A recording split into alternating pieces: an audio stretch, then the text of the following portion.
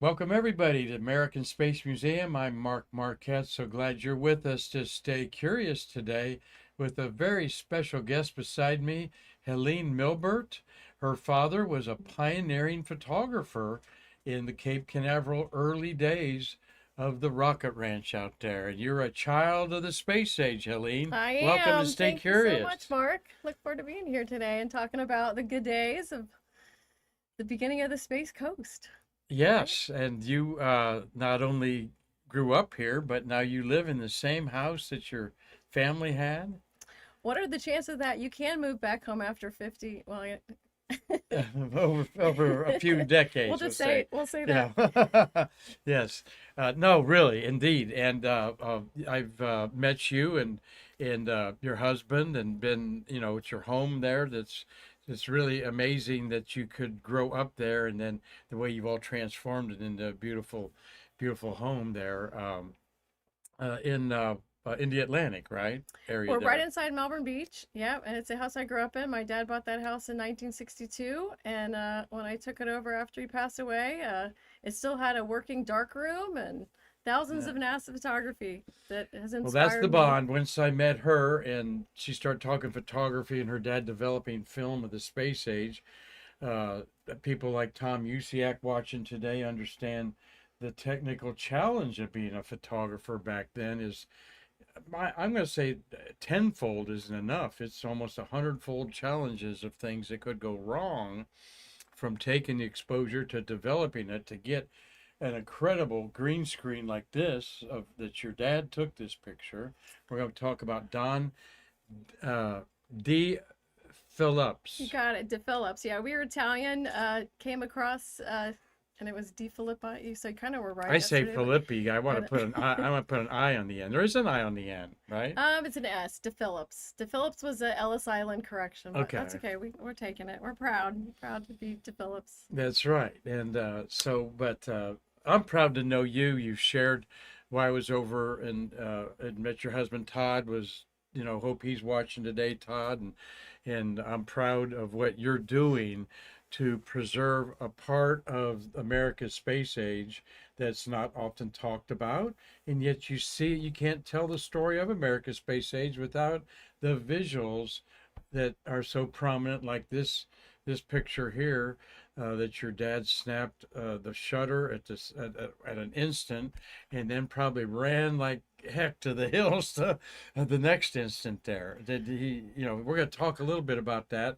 See some pictures of him here, and talk about that whole process. There's today's show. So hope that y'all enjoy it today. Let me get our fans that are watching today on this little social hour sometimes that we have here. Helene, you watch Stay Curious off and on, and we'll ask you about your travels here in a minute. But what do you think of our humble little show here and what it does? I've always appreciated the grassroots efforts, and I love the museum because it's a labor of love that people have brought their pieces. I was telling somebody today, if I didn't have the interest in the photography that I have, where would it go? You want it to be somewhere where other people can cherish it, and that's what you built here.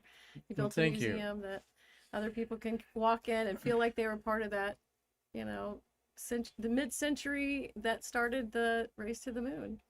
Never can Well, be duplicated. I stand on the shoulders of others who built this Yeah. during the Apollo era there. And of course, my favorite gallery is the Cape Canaveral Gallery, Mm, though I'm a child of Apollo, because you're not going to see that kind of equipment anywhere else. We've got right. a fabulous picture of your dad in one of the control rooms that could be our Pad 36 back there.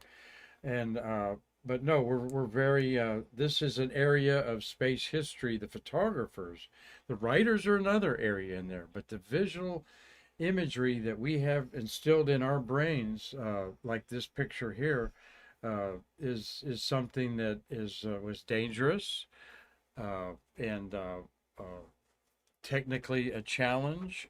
And 60 years ago, the cameras were nothing like today's cameras. And you brought a few examples here to show us. But first, let's find a little bit about Helene Milbert and where you grew up here, and what kind of things did you do career wise. And you have a a high travel job now.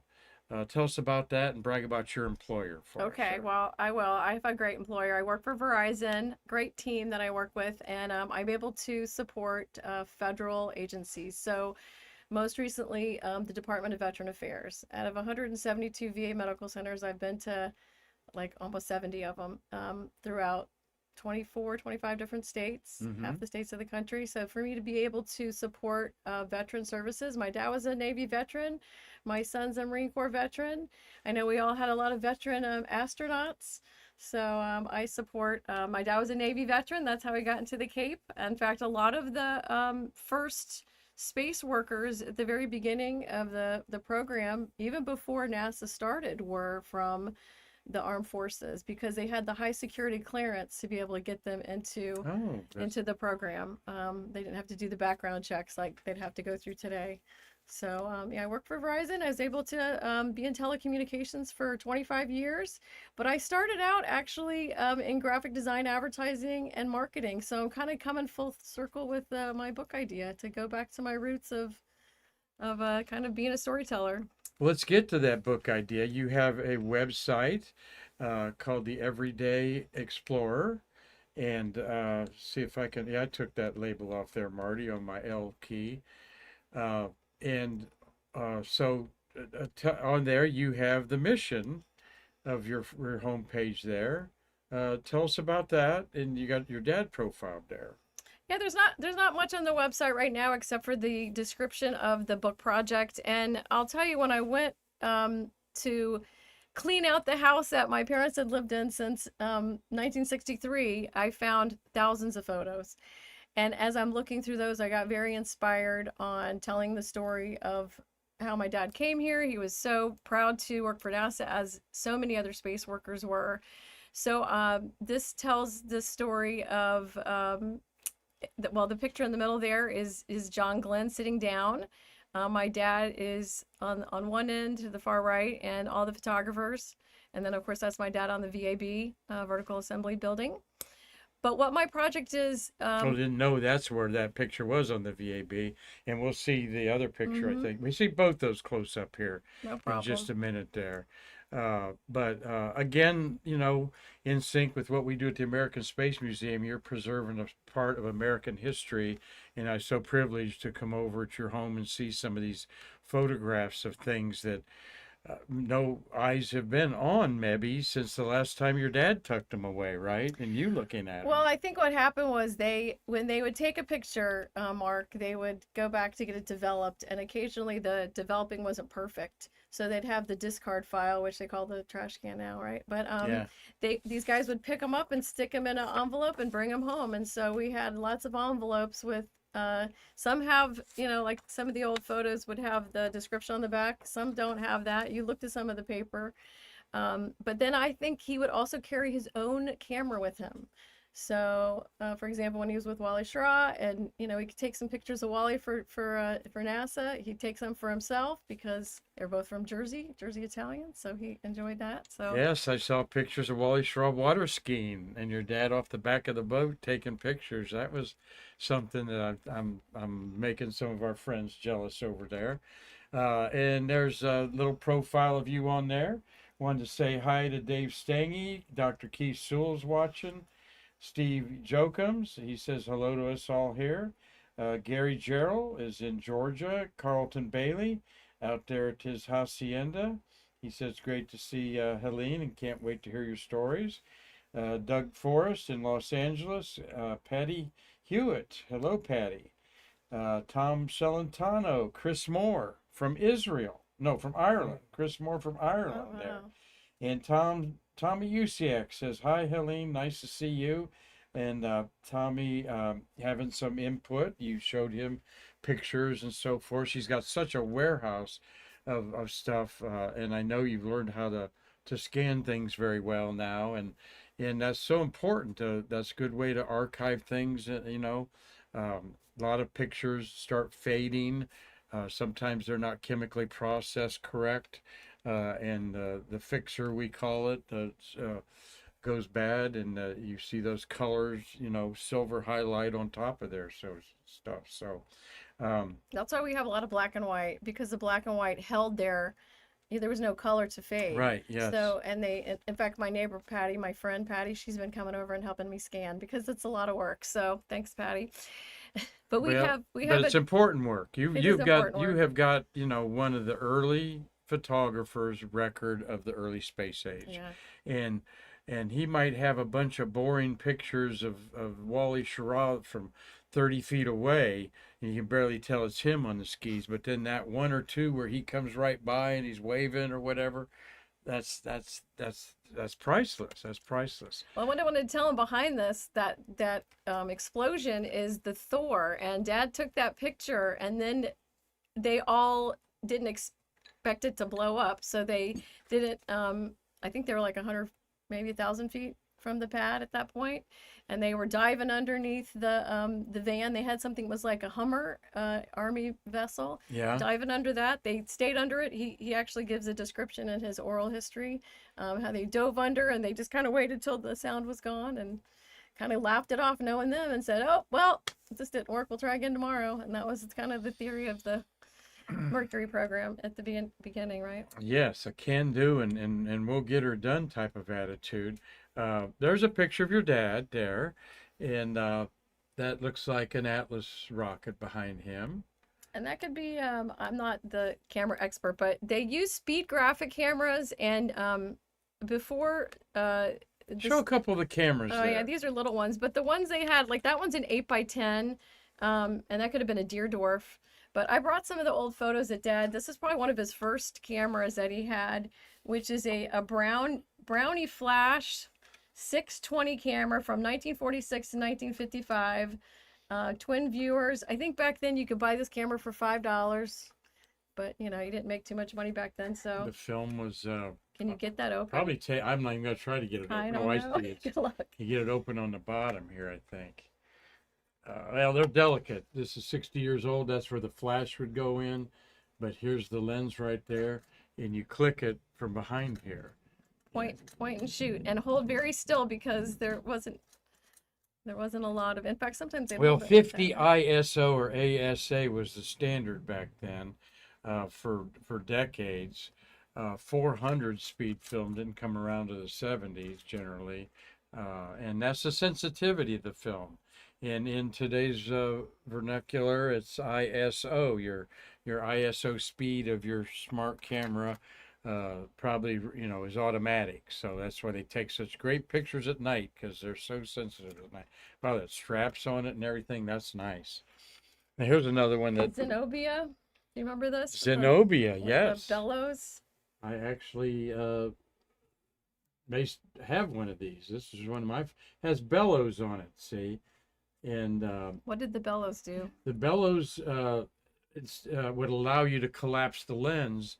Today you'd put an interchangeable lens on there, but the bellows was just the light screen, so it wouldn't go to the film in the back, and the light traveling through there.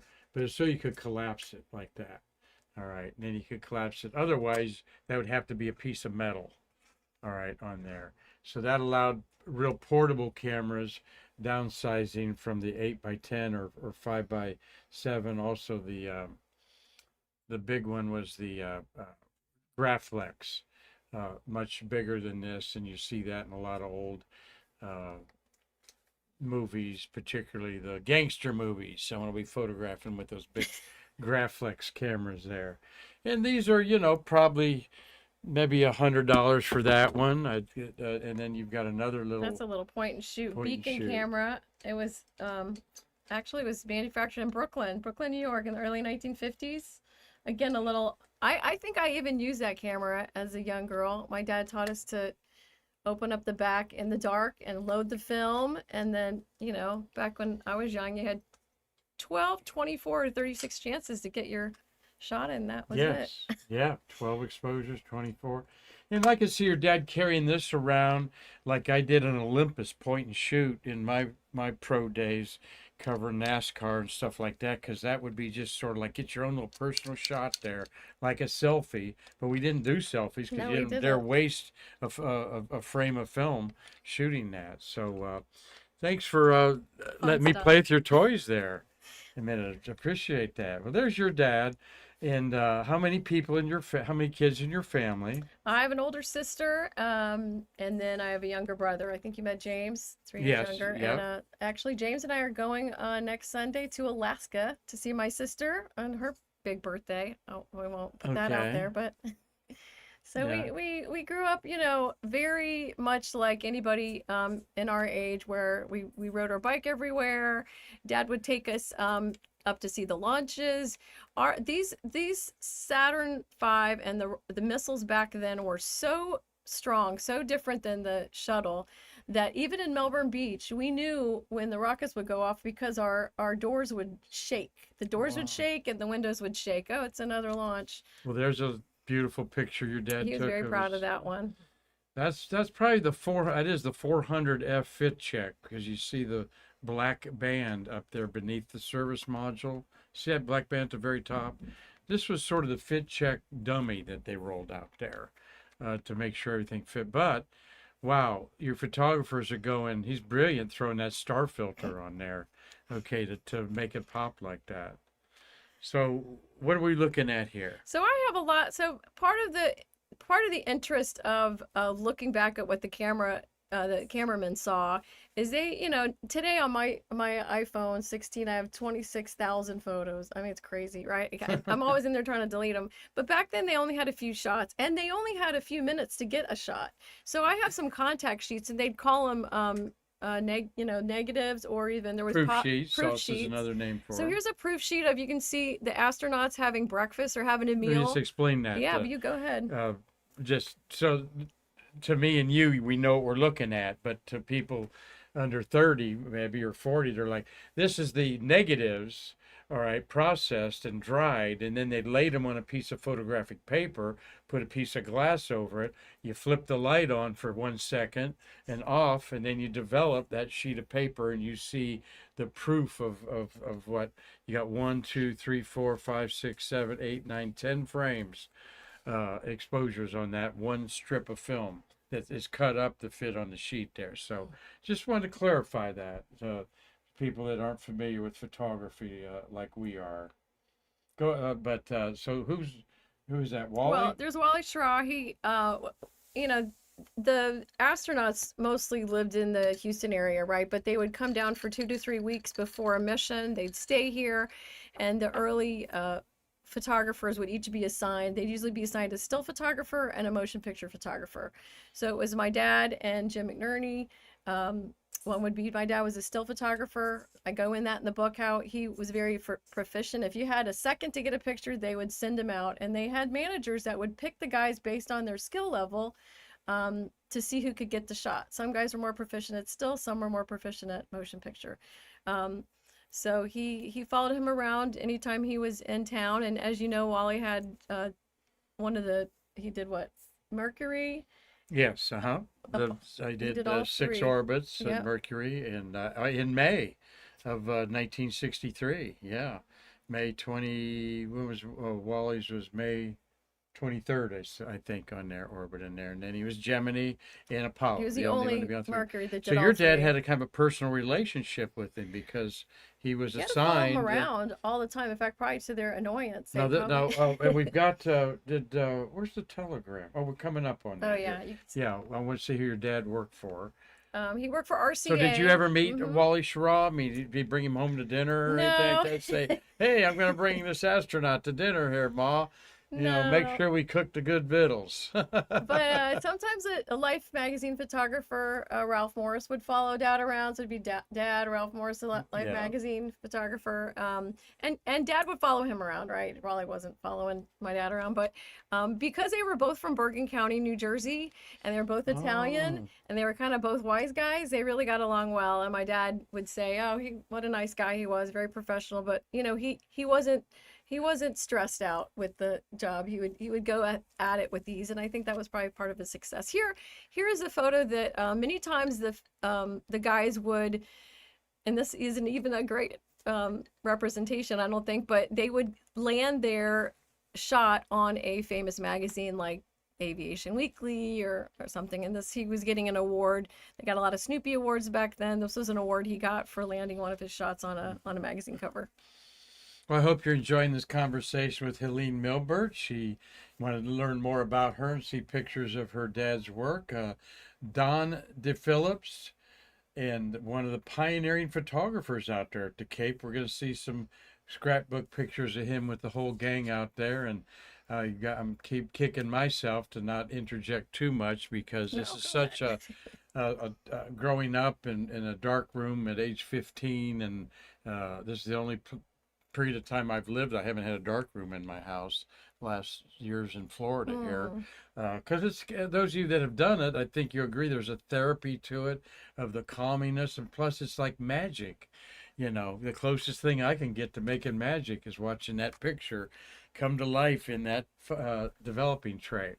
So here's how people got hired back in 1955. All right, in the bottom corner there. What's this all about, Helene? Yeah, so back then, he was released from the Navy. He was in the Navy for a few years. Once he was down in Pensacola at the Naval Training Center, and then they were over in Sanford, which is now an airport. They heard, oh, they're hiring. This is even before NASA started. So they ran over and they met a few people at the Patrick Air Force Base, and they said, well, we're not ready to hire you yet, but give us your information. You've passed the qualifications, being a naval photographer. We'll let you know. So probably less than a year from that time he went over, he gets this Western Union telegram, which I still have a copy for, back to where he lived on Broad Avenue in Ridgefield, New Jersey, offering Offer him what does it say? 30. $3,900 for still cameraman and still photography. Report earliest Monday possible prior to May 24th, 1955. Letter follows. Reply collect wire to RCA, who is hiring him. Now, this is 1955. That's a lot of money in Was it? All 1955. right. We put a zero behind It's that. about That's like, $55,000 today. I did the math, I guess. I think it's more like $30,000. Oh, you think it's less? Oh, I you said I think it's 55,000. like Oh, about okay. 50, No, I agree with you there. Yeah, 55,000. yeah, Yeah. yeah, So for him, that absolutely. was good. You know, leaving once he had been traveling, he was a photographer out in Turkey before there was GPS. They would just really lean out of a plane and take shots of the land and report back. So he'd been traveling. He didn't really want to go back to New Jersey in the cold. This is a good offer back Is then. That was, Well, he good, took it a and lot of good ran. money. And then he brings his family. Of course, he didn't have the family yet, He hadn't met right? my mom yet. No. Is that right? Wow, a bachelor with all that money. Holy cow. Yeah, he had some good camera equipment, right, Tommy? So this is Dad standing in the foreground with the white shirt, dark Mhm. hair. Yep. And so you tell them about this picture, Mark. You think it's Blockhouse Oh, 30, it is a blockhouse. I'm not 36? sure which one. I don't know the architecture above there is very interesting to me. I've not ever seen a picture like this. So somebody recognizes that. Now, that brings to uh, some of the friends in photography you've met, like J.L. Pickering and John Bisney, and their outstanding books documenting the history. They have seen some of your, and those of you that don't know them, they have great Mercury, Gemini, Apollo books and shuttle books out there. They're beautiful hardcover coffee table books. Retro Images is their company. They've seen your collection. Yeah, What do they they came think? over. Well, I think what prompted this, as I started doing a little bit of research, I found the Bill Taub book that they put together from Bill Taub collection. And Bill TAUB, yes. TAUB, he was one of the NASA, he was a NASA photo, I think the very first or one of them, that started being the personal photographer of the Mercury 7. So when they were training in Hampton, Virginia, Bill was their photographer. And when he passed away, his son, I believe, contacted JL and John, and they went up and did a book. And then once I saw that, I'm like, they don't have that many pictures of Wally Shaw, but I have pictures of Wally Shaw. So when I emailed them and contacted them, they came over and saw the collection, and they actually were very encouraging for me to do the book. I was a little bit on the fence, like, should I take this project on? And they're like, you have images that we haven't seen, which is pretty amazing because I think J.L. Pickering is kind of a savant for NASA photography. I think he remembers everything he sees. So, He does. Yeah, both of them. Are great friends of the museum. So tell us a little bit about the book project here. What's your direction? You've been working on it um, for for over a over a year year now, now. yeah. You've really interviewed how many people? Some Yeah, so I started photographers. kind of interviewing some different space workers. I talked to Bob Seek and John Tribe, and I took if everybody my age remembers Highlights magazine, those magazines you High get, Life magazine, yeah. Highlights. Um, Highlight, I yeah. have a great I had a great instructor, Jen Swanson. She The was Timber actually, Toes yes, are in exactly. Highlight magazine. Yeah. So I thought my book That's was going to old. be for younger people, but after taking the writing class, she said, "This is a book about your father for anybody. That's your story." So that really encouraged me to talk more to his peers. In fact, another encourager of the book is Chuck Rogers. We have a great section on Chuck Rogers. He was one of the first photographers, and he went on to leave RCA when the program was starting to shut down, the Apollo program, and they Yeah. were moving to the shuttle program. A lot of photographers were laid off in the beginning of the 70s. So Chuck Rogers, who's still alive today, he's like 93, and he'll call me and just his mind is sharp as a tack. He gives me a lot of information, but I've interviewed some of the first women photographers, Jackie Sislaw, Maggie Persinger, Margaret Persinger, that has been honored at NASA for media specialist. She's actually fact checking some of my words today. Hopefully she's reading through it because it's really important for me to be accurate. And if I remember a story, I need to say it's a story that I remember. But if it's something historical, I want to make sure it's an accurate representation. So probably by now it's been about a dozen people I've interviewed, and I'm reading some of the oral transcripts I just found today. And I think I told you, Mark, I don't see any other oral transcripts that are of photographers besides my dad. He might have been the only RCA photographer that was actually given an interview by the oral That you transcript. found in a project over 20 years old that Right. was done by the state. The museum, our U.S. Space Walk of Fame Foundation, got money from the state to do an oral history project. One lady did the whole thing. I don't know how many interviewed, but we have the videotapes.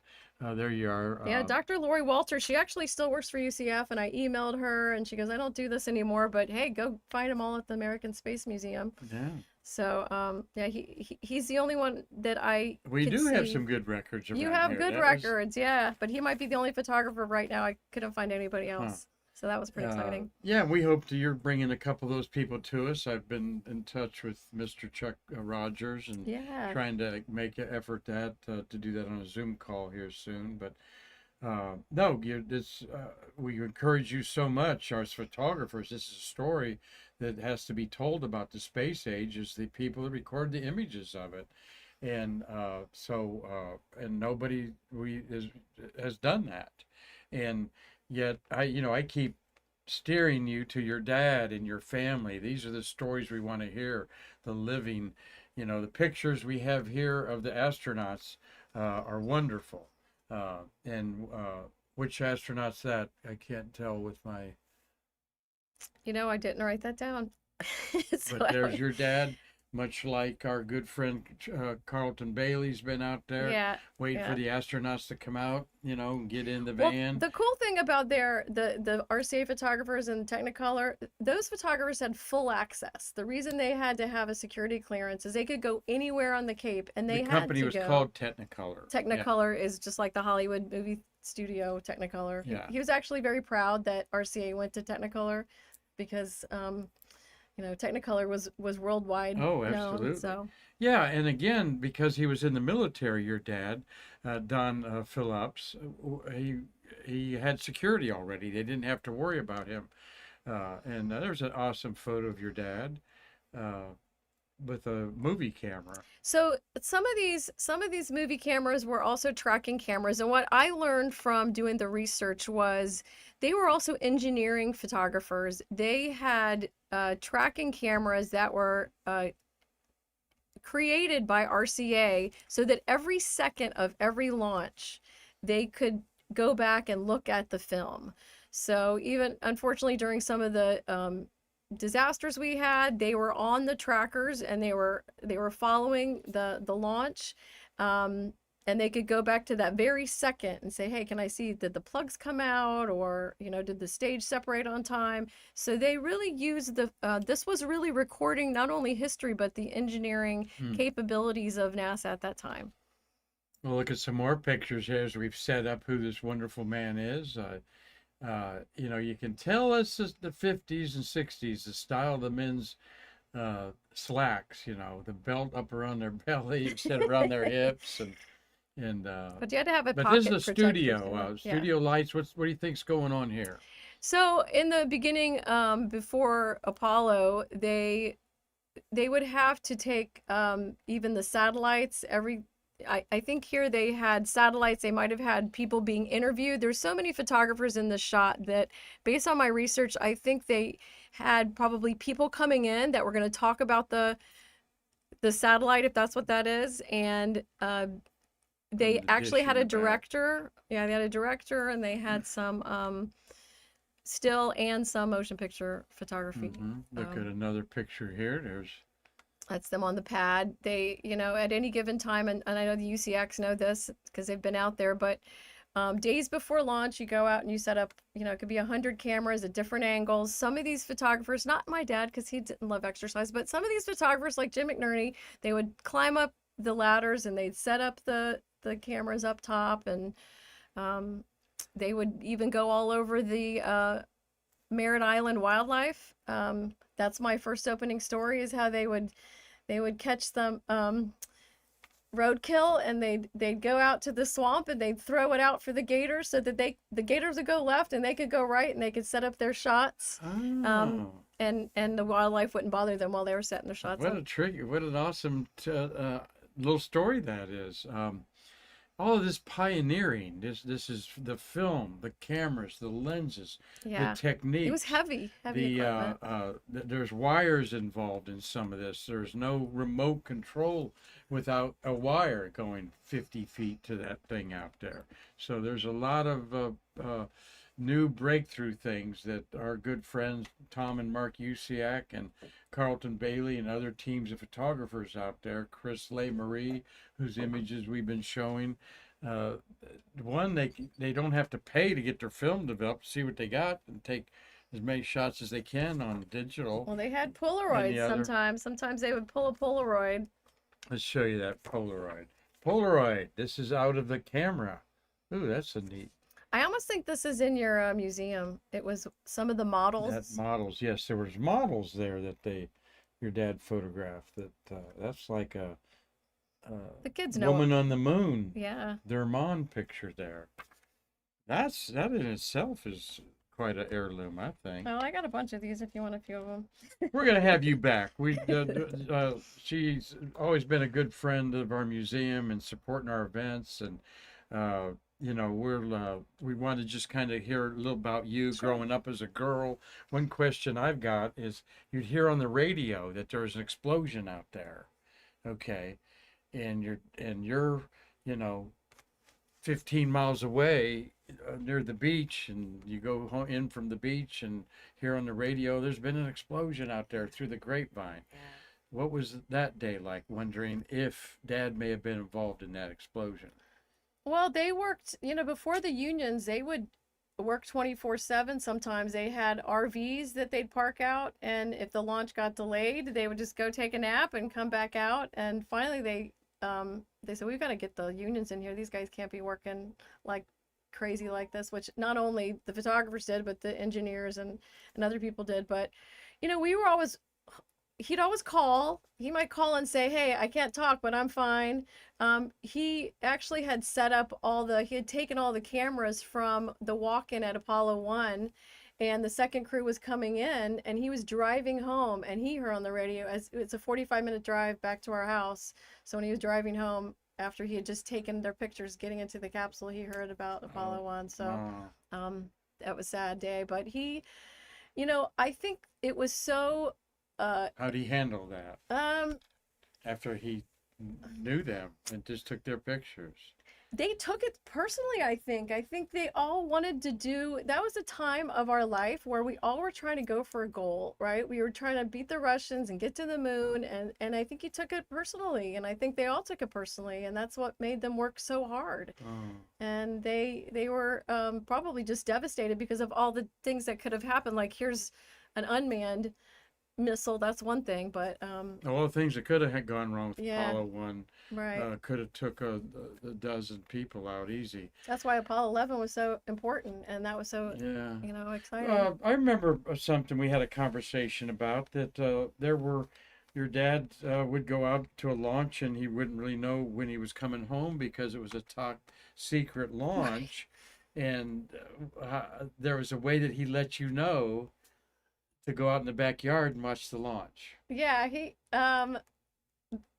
do you want to say you No, yeah, tell us about the codes or whatever that some photographers, space workers would have this universally, sort of, to let their families know what was going on. Yeah, Tell and us about honestly that. there were so many launches back then. We didn't get up in the middle of the night. Maybe my mom did, but he would tell them. In fact, I think I asked Tom Usiak recently. My sister had told me a story about Apollo 11, and this is before you could just go almost as close as you could before getting on the Cape.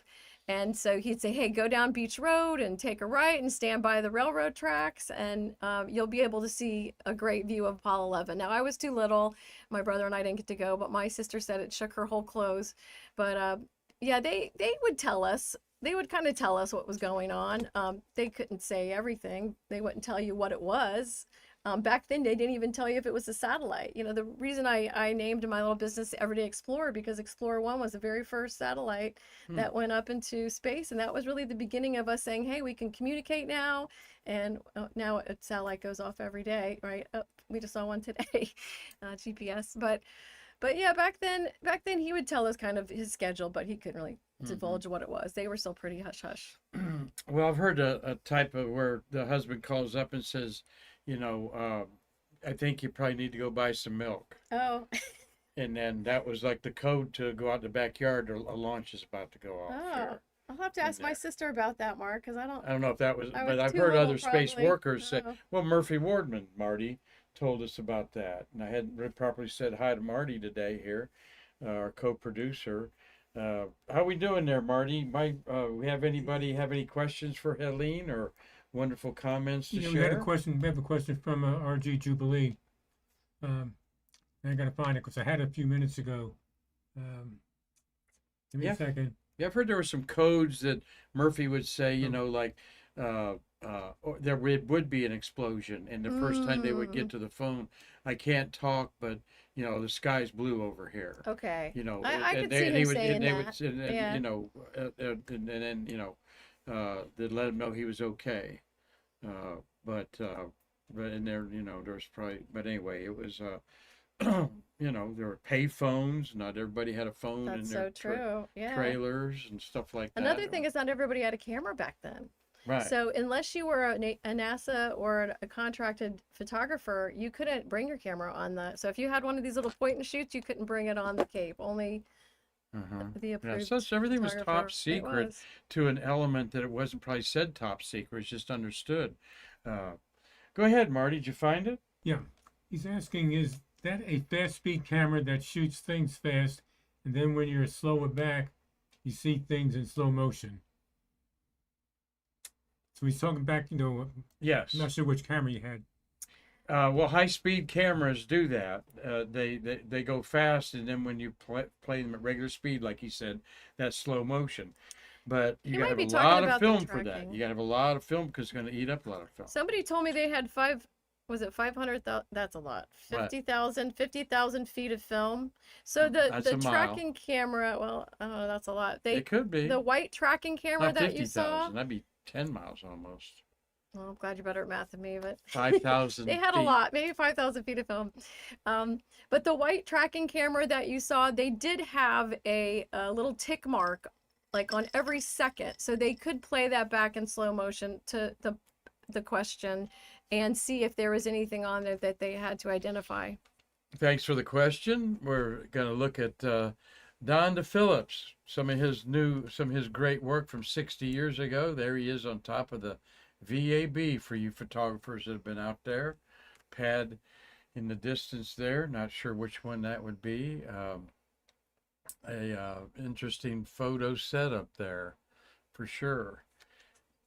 And there's the picture you're talking about with John Glenn squatting down the middle, right there. Yeah, yeah. He said John Glenn was probably the most business-oriented astronaut that he worked with. I'll bet that's the hard hat that is in our museum. Oh, it in probably there. is. I bet you $1 to a donut it is there. Aw, So that's cool. isn't that cool? Yeah. And that's the Atlas rocket that carried him to space. That's when it didn't. There's Gordo. Your dad's in that picture there in the center, correct? Correct, with the McDonald's hat on, but it was a McDonald's, yeah. it was a White Castle hat on. White Castle. White Castle, I not remember McDonald's. They had a White Castle here for a long time. Yeah. Yeah, so that's kind of a clean room shot. You know, they had to get their clean room gear on to go in there and take. You know, that's what gets me about working where and Marty worked, of course, Grumman and Lunar Module, and there's always a photographer around. You know, everything was photographed. Yeah, Even a photographer just to make sure that the work when it was done looked the way it was supposed to be done. That's is so intimidating to work in that. Marty, did you have the occasion where you had a lot of photographers following you around or doing your everyday work? No, we mainly with the Grumman Lunar Module, did they take pictures of your wiring and stuff constantly, or was that it? I wouldn't say constantly. They did all the, obviously, the closeout photos. If we had a problem with something, you know, if something was damaged, they would come out and take pictures, but it wasn't on a daily basis. Yeah, when you know you're around astronauts, they're used to being photographed. Okay, they certainly look at him. They're just acting like nobody's looking at him. I have some funny stories about them photographing astronauts in the book, so you'll have to Buy the book. All right. eventually. We can't wait for your book. I think it's a niche that non-photography people would like because of today's everyone's a photographer with these wonderful cameras. It's really hard to beat, and it's amazing. The instant gratification. It is free. It's free. It's free. Fantastic, It's yeah, free. The it's great. hassle, the Technology. mistakes that were made, the botched developments and so forth that can happen. This is funny. This is a funny one. So before Photoshop, before computers, they had to create these montages, and there was another creative guy, Bob Special, and they would blow up, like I guess blow up a picture of the moon, and they were testing. That's Dad goofing around, but they would test to see if you could mask this picture with the satellite. So I think you have a picture in here where so here's the satellite. So they were that's this technique here, Mhm. basically. I don't know if you remember back then, they even had like light meters. Of course, And yeah. they'd come up and they'd see what the light meter is. Yeah. My dad would sometimes, even in our garage, which is, you know, it could be 95 degrees in there, they would do backdrops, and they'd have people come in and do portraits. Well, And no, so light this is, meter, the essence of any good any photographer studio, of course, you got to see the f-stops that the light's putting out and arrange those ratios there. yeah, they So, didn't have cameras in space yet, so that's Yeah. their montage of camera in space. And this is how they'd also photograph see, there's the spacecraft oriented some way there like that against the hanging. backdrop. Yeah. They photograph it and cut and paste, literally cut out a piece of paper and paste it onto another photograph and retake that photograph. That's exactly where that word in the computer language came out, cut and paste. Big sets, nice big roomy sets there. There's Dad's picture of was that Wally's launch, or you know which one that is? I think so, and they this really shows that I think it's interesting because the older rockets, it took longer for them to the propellant to start. Mm-hmm. So they really had these fabulous photos with a lot more firepower. I guess this, Power. yeah, Reminds us firepower. of Callie's dad's Power. Yeah, Uh, and so that was probably, and then they'd go around and they would That's a set cool up picture. cameras. Yeah, they set up cameras in different places to try to get different points of view. Well, you know what I Um, first think of when I saw that, Helene? what is it? The cupola on the International Space Oh, Station, right. It does kind of look looking at like Earth. that. And here's a cupola, so to speak, in 1963 or something, and which is probably really Safety a bunker. bunker. Yeah. A bunker out there. Yeah. Yeah. Marty, you remember any of those structures back in your day? No, not in my day. Uh, I have saw you 'em seen any before. out there driving Oh, around yeah, the yeah. Cape like that? Yeah. Yeah. Yeah, I'm gonna rip that off and put the cupola beside it. It looks Before, similar. before and after in there. So we love these pictures. Here's some of the legends that have brought you the space age photos. There you got Walt Langston, Jim McNerney, Ash Abel, Bob Special, and there's your dad, Don P. They slaughtered his. No, they have an F there. deFillips and Mike Miller. Yeah. 3 RCA photographers and a cameraman are part of the Atlas team.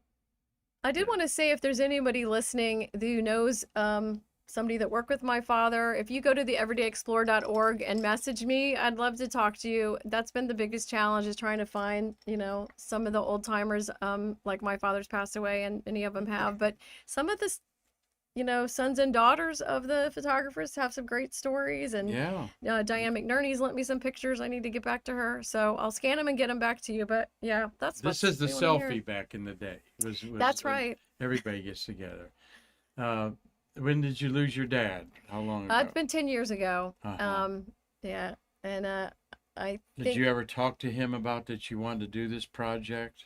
well, back then, and Todd, my husband, he'll laugh. We would go back in the back, and he had these file cabinets. We really didn't know all that he had, but you'd open a file cabinet and you'd open up a old photo, like 8x10, and you'd pull it out, and there's the guys on the moon. He would take the extra shots, and you're like, oh, that's Neil Armstrong on the moon. Dad, what do you have in here? And we'd go out there, and he might tell you one or two things, but I really wanted to sit down with him and put him in a, I've organized him and tried to put him in manned and unmanned, but he didn't really have that enthusiasm that he did back then. And I think a lot of us do that when we retire. Well, you carrying that on. I'm trying. And this is what we love there. There's another shot on top of the VAB, I guess, huh? Have you ever been on the VAB? No, I have not. Yeah. Nope. Have you? Well, I was in the VAB. So in 1976, they had a centennial program on the Cape, so all the families could come, and we were able to go in the VAB, and they had all the, 200 years from 1776 to 1976, and they had all these, I think I even have a space coin, so we got to tour the VAB and go up and down. And your impression? Oh, it's the largest single structure on. Yeah, it's really amazing. And if you've never been to drive out there and see the doors open, I've been inside of it. I've been on top of it. Fantastic. But, I don't think I was on top of NASA it. could do a lot better publicity by letting people look at things in there. But now with the Artemis solid rocket Security. boosters in there, it is a dangerous spot there. But more selfies. Look at these guys, proud of their equipment there, their hard hats. Did you keep things like your dad's hard hat? And let's see, which one is he in there? He's actually not in that, so he could have. He probably took that picture. And again, I'm trying to identify some of those guys, but you can see the equipment they used was very heavy. I can imagine in the humidity to go from inside to outside. The film, or the lenses, Right, you even do that with your glasses. And it would actually be on the film there. So this is one of their tracking cameras that's out. They would wheel it out to the pads. I know there's Jim McNerney looking straight at you with the glasses. He took a lot of really great wildlife photography as well. So, but yeah, some of these were and they had multiple cameras. Unfortunately, that's the day the Challenger blew up. Jackie Sislaw, who I interviewed, was Jim McNerney mentored her, and she was on the tracking camera for the first time following this as as it exploded. And he said, just keep your eye on whatever you can. And they were, you know, That'd be photos. hard to follow Yeah. that for sure. There were photos. This is a great photo. I love this. This is Dad's on the bottom there, sitting down underneath the tripod, Yeah. and some of the first photographers. But they were very proud of Friendship Now 7. those are Freedom all 7. photographers. They're all no photographers, no astronauts. They're posing like the astronauts did around that in some ways, that boilerplate model there. But a flash on a camera, and I can tell that how the background's gone. There's another beautiful shot. Many times the workers, and maybe Marty did it, if you worked on a project, you go sign your name on one of the. Oh, look at all the people. Yeah, I'll have you say hello Fantastic. to who's watching there. As programmers are winding up with Helene Milbert here. She's Aw, writing a that's some book great about her people. dad's Thank photography you. out there. Say hi to who we're talking. Just shout their names out there. All right. I see Todd Forgan, Mitch Rothman in San Diego Hey, because Mitch. he's out there with the astronauts. Dean Babcock, Alina Adhikari. I don't know some of these folks. I'm super happy to meet you. Yeah, Todd Forgan and Space Boosters. Is Space Boosters out of the UK? He apparently is. Oh, He or she. Nice. RG Jubilees on Merritt Island. Elena Adkahara. She's in South Africa. All right. Dean Babcock. He's in Illinois. I know Tom Usiak. Chris Moore in Ireland. James deFillips, my brother. Thank you so much. James has joined. All right. Hope He- you've he enjoyed your has- sister here. He's had some great memories with me. Do you know Tom Celentano? Yes, we do. Okay. In Connecticut. Doug And Forrest, Carlton Bailey, Chris Moore. Hey, thanks for joining our Dave family here Strange. on Stay Curious, Chris. Hope you all come back that are rather new there, like Todd and Chris. And we've got a nice community here that loves getting together like family on afternoons and talking about space history. And this is our wheelhouse here, talking to somebody who was involved with America's space age. And we love talking to the children of our not just astronauts and space workers, but today it's a photographer, Don deFillips. Been sharing some of his pictures here. Here's the picture that we got is the green screen there. Just what would go through a photographer's mind after seeing this happening. You're expecting it to pop off. My gosh, and you're one of the, I mean, you've never seen this before, maybe. Your dad's maybe been part of this, but like you said, he scurried underneath a armored vehicle or something, you said, right? Yeah, they all did. They heard the explosion and they just dove for the underneath the truck. And then you go to the lab and develop your film and see what you got. Oh, there's some more Wally Schrodt. Yeah, he really liked this guy and was proud to take these photos. It's really nice because we've had some people identify the suiting him up. He's Yes. the artist who suits The workers. the artist that suits up. Oh, yes, Ronnie Woods. Yes, Ronnie Woods. Ronnie Woods was able to identify, brought him some film. And Cheryl Yule, thank you so much for joining. And I saw Dr. Keith Soul. Yes, the suit tech back in the day, whose name escapes me. Somebody might remind me of that there.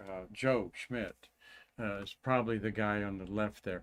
Look at the top shot of Wally just sitting in the chair like that, leather lazy boy chair back then. These are rare pictures of America's space history. In 1963, Wally Schirra, May this month. Just think about that. Your dad was doing this 52 years ago, Wow. 62 years ago, in 1963. That's how old these pictures are, Helene.